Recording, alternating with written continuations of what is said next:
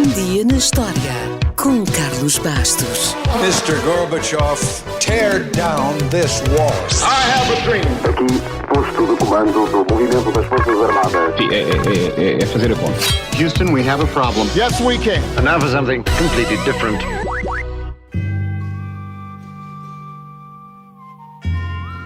A 16 de novembro de 1763, um jornalista inglês chamado John Wilkes foi ferido num duelo. John Wilkes foi um político radical para uns e um campeão da liberdade para outros. Diz-se que era o homem mais feio de Inglaterra e que tinha uma língua muito afiada.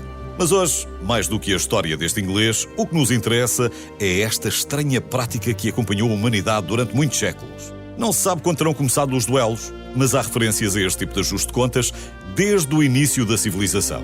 Na Escandinávia, por exemplo, o vencedor não só ficava com a razão, como poderia inclusivamente reclamar todas as posses do vencido. Mais tarde, nas antigas leis germânicas, também existiu uma forma de luta jurídica, e era mesmo luta, conhecida como julgamento por combate, o que quer dizer que os argumentos não eram esgrimidos em tribunal, eram mesmo esgrimidos com a espada. E valiam. Era também uma prática comum no sistema de classes no Japão. O Sr. Musashi, um dos samurais mais conhecidos do seu tempo, terá lutado em 60 duelos e não perdeu nenhum. Porém, estas desavenças não tinham um conjunto de regras que orientassem a conduta de qualquer cavalheiro obcecado em defender a sua honra. Essas regras surgiram depois, no Ocidente, durante o Renascimento. Regras que definiam como se desafiava alguém para um duelo.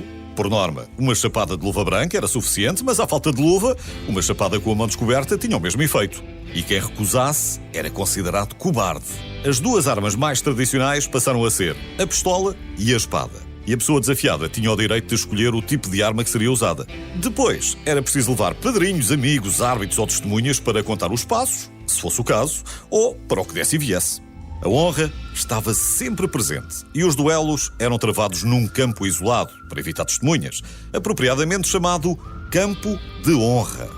Também para evitar testemunhas, os duelos aconteciam ao amanhecer e, por causa da falta de luz, levavam lanternas para que pudessem ver-se enquanto lutavam. E esta era uma situação tão comum que os professores de esgrima passaram a incorporar lanternas nas suas aulas. Inclusivamente, ensinavam aos alunos truques com as lanternas para vencerem os seus oponentes. Os duelos, entretanto, apesar de ilegais, chegaram aos Estados Unidos, onde foram muito bem acolhidos no Sul, por causa dos valores de cavalheirismo e de masculinidade defendidos pela classe alta. Para ter uma ideia da sua popularidade, durante o século XIX, até ao início da Guerra Civil, morreram mais oficiais da Marinha Americana em duelos do que em combates reais. Depois, vieram os cowboys, com as suas regras que privilegiavam quem sacasse primeiro. E os duelos também mudaram de horário e passaram de manhã para o meio-dia, como bem sabemos. Nessa altura, Mark Twain, o criador de Tom Sawyer, era editor de um jornal e foi desafiado para um duelo por um editor rival. Twain e o seu acompanhante chegaram cedo ao campo de honra, onde Twain admitiu que era um péssimo atirador. Depois de uma demonstração, o seu amigo percebeu que Twain estava condenado e tentou dar-lhe uma breve lição antes que o seu adversário chegasse. Usando a sua própria pistola, o seu amigo fez pontaria a um pequeno passarinho e, incrivelmente, acertou-lhe mesmo na cabeça. Numa daquelas coisas do destino, o adversário de Mark Twain chegou entretanto, viu aquela exibição de grande pontaria e assumiu que foi Twain quem disparou. Mark Twain também não o corrigiu. Escusado será dizer que o tal editor se desfez em desculpas e pronto, já não houve duelo nenhum. E agora está você a pensar, felizmente este costume bárbaro não passou do século XIX. Olhe que não. Nos Jogos Olímpicos de Londres, em 1908, existiu uma modalidade onde os participantes usaram balas de cera e muita proteção, mas que era, na prática, um duelo de pistolas ao bom estilo do nosso paintball.